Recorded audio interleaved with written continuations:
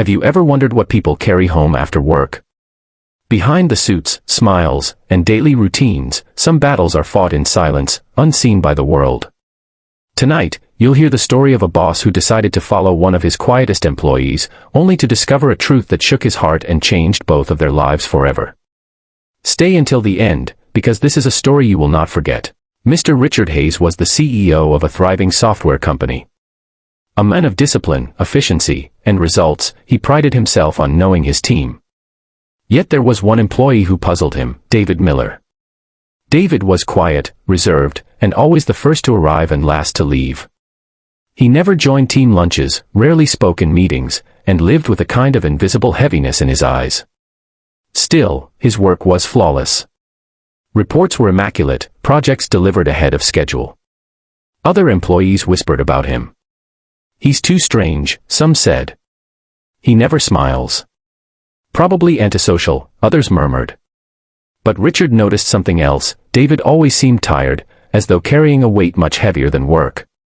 One evening, after everyone had left, Richard stayed late reviewing contracts. He saw David slip out the door quietly. Something inside Richard stirred, curiosity, maybe even concern. On impulse, he grabbed his coat and decided to follow him. David walked for miles, ignoring buses that passed. His steps were purposeful but heavy. He finally entered a worn-down neighborhood, far removed from the glittering city.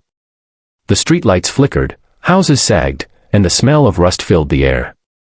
Richard, keeping his distance, watched as David entered a crumbling old building. Moments later, the faint sound of laughter drifted out. Not bar laughter, but the high-pitched giggles of children. Richard moved closer and peered through a cracked window. What he saw nearly made his knees buckle. Inside the dimly lit apartment, David dropped his worn-out briefcase and was immediately embraced by two children, barefoot, thin, and dressed in faded clothes. A woman, clearly frail, lay in a chair near the window, wrapped in blankets.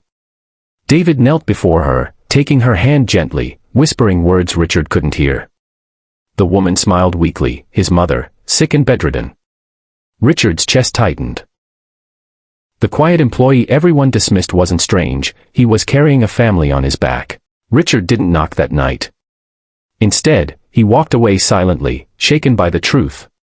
The image of David with his family haunted him the entire night. The next morning, Richard called David into his office. David entered nervously, worried he had done something wrong. "Sit down, David," Richard said softly. For the first time, his tone wasn't firm, but human. "Why didn't you ever tell me about your situation?" David froze, eyes widening. "Situation?" he asked cautiously. Richard leaned forward. "Your family. Your mother. The children. I followed you yesterday." David's face paled. Shame and fear collided in his expression. "Sir, I didn't want anyone to know. I didn't want pity. I just wanted to work hard and keep this job." His voice cracked. "My mother's been sick for years. The kids are my sisters, she passed away. I'm all they have." Richard was silent for a long moment, emotions swelling in his chest. Then he stood, walked around the desk, and placed a firm hand on David's shoulder. "You've been carrying this burden alone. But you don't have to anymore."